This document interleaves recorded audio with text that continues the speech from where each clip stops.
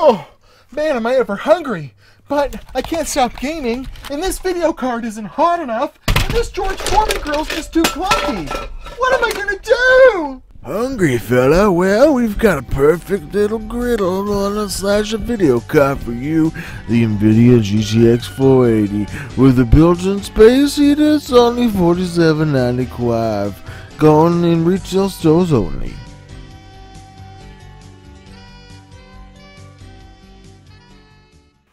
Hi there, my name's Timmy Joe, making videos about griddles on the internet. No, this is a GTX 480, and yeah, it's a dead meme, cooking an egg on a 480. Heck, it even goes back to, this website here in 2010 was, legit reviews, was claiming they cooked an egg, or tried to. There's Jensen trying to cook on the griddle. Cook an egg on their GTX 480, but they put freaking a heat dissipator, like aluminum, between them, and I call bullshit on that. So we're going to do it proper today, okay? We are going to do it proper, because that's how I do it around here. Oh man, we got the Fermi. We got it going so damn hardcore. It's at 103 degrees, and we're going to spray her up with a little bit of, just to make sure she doesn't stick. And I've made a little egg, thing to house the egg. Got an English mug. We're going to make a breakfast sandwich, because that's what we do here. And I'm legit putting a freaking egg on the 100-degree graphics card. Oh, ho, ho. All right, so, yeah, introduced in 2010. This was the original heater of a freaking graphics card. It's the Fermi 480. It, number one, does not have direct contact to the die, the cooler. There is an IHS, much like Intel does now, with some straight-up thermal grease between the two, so that ain't helping anything. It's that classic blower style that they haven't changed at all. And, yeah, 100... Oh, it's at 95. We better hold on. The cooler's too cool. And we'll see this slowly creep up. We're at 810 megahertz. I've had it up to about 830 overclocked with the memory just near 2000, about 1995. And it'll do that with a really loud fan profile. And even in today's games, as we'll see in some actual benchmarks a little later, that this thing, it's still sort of a legitimate option for, 97. We can get her hotter. Come on now. At the risk of breaking the graphics card. What does it look? It's cooking. It's going to take a while, I think. There we go. 98. The egg probably cooled it down. 105 degrees. The fan starts going, pow, blow. Anyways, so cue the intro, and then when we come back, we'll have an egg sandwich for delicious with bacon.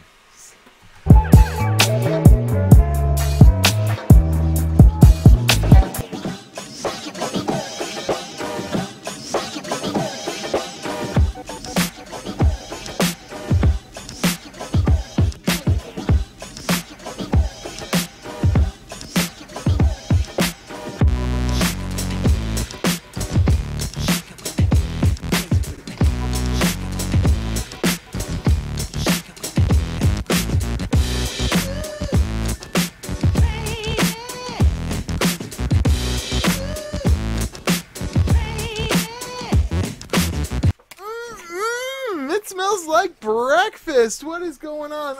Oh, yeah. Toast is done. And by the looks of, oh yeah. Oh, just like Mom used to make. Oh yeah.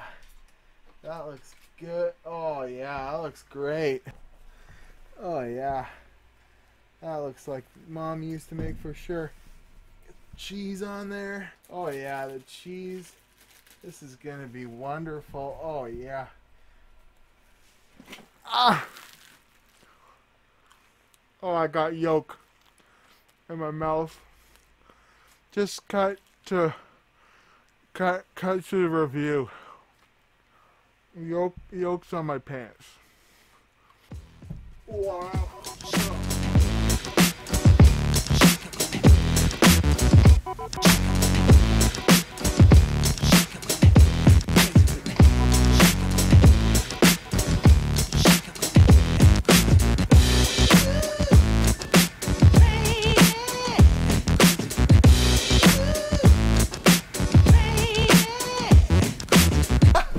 it still works. It really does. Believe me or not. Believe it or not. Hi there. We're back. I've never eaten egg sandwiches again. It smells like breakfast in here, and it's making me sad. Anyways, so yeah, it's a pretty good little card, you know, having a little fun here. It's got some specs. Let's check them out.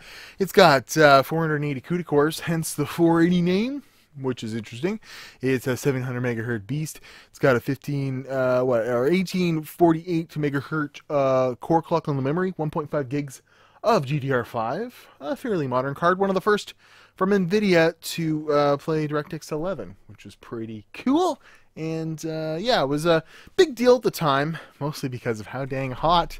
And, you know, there was an update to the 580 a little bit later that made it a little bit more viable and just kind of refined the process. But pretty good, you know, card. Modern-ish, one of the first of the modern establishments. But let's see here. An Antec shows it pretty much beating the HD 5870 in every single game, but of course there was the 5970, the dual GPU, that then, you know, would beat this, but, you know, Crossfire X, how good could that be?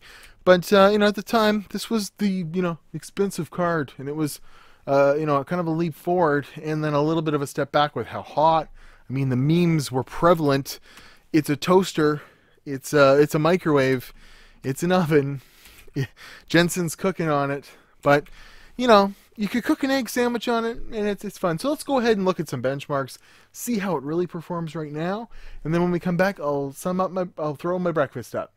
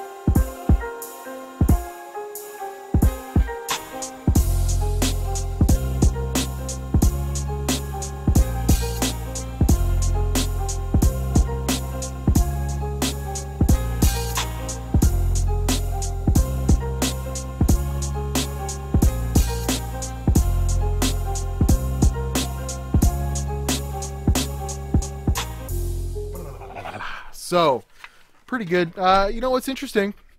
It's Firestrike score isn't much better on the same, well, on a Core i7 system than the Firestrike score of the new AMD APUs, the 2400G.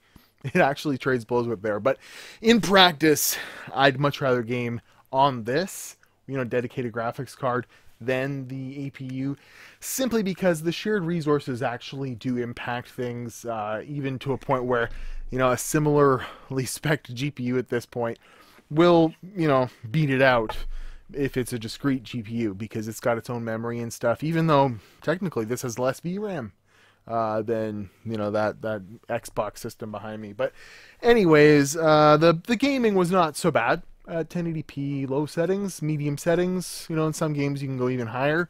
It does a decent job, but going forward, 1.5 megs of VRAM is going to be an issue. Deus Ex Mankind Divided, a little bit of an issue there, going above low settings. It will crash. Same with Tomb Raider. DirectX 12 will work, but it doesn't do anything, you know, for this. And Vulkan is out of the question. That's why you didn't see Doom in there. Vulkan does not work on Fermi cards. Didn't know that. Totally doesn't work. So can't play any Vulkan exclusive games. There are a few of those out there, and there will be more. So all in all, after cooking eggs on it, gotta say it's a champ. It's gonna go on my wall of GPUs and, you know, be proudly displayed, smelling like bacon. But you know, what can you say? It's freaking 8 years old at this point. It's not really a viable buy, except for if, you know, you just happen to come across one. You're making a little budget system. It needs quite a bit of power. It needs some decent air ventilation, and it's gonna, you know, an AMD APU pretty much matches it at this point, you know, non-discrete graphics. So I'm at Watch Timmy Joe Instagram and Twitter. It was really nice cooking eggs on a graphics card for you guys. If you want to see more hilarious bullshit like that, click the subscribe button. A lot of you have been doing that lately, and I super love it. If you want to help me make videos, I mean, I love a little help on Patreon. That's how I keep sponsored ads off this channel. I don't know if I'm never going to do ads, but having Tunnel Bear come up every 5 seconds, or, hey, look at the new EVGA, blah, blah, blah, and then you freaking review an EVGA card. How are you supposed to make it objective?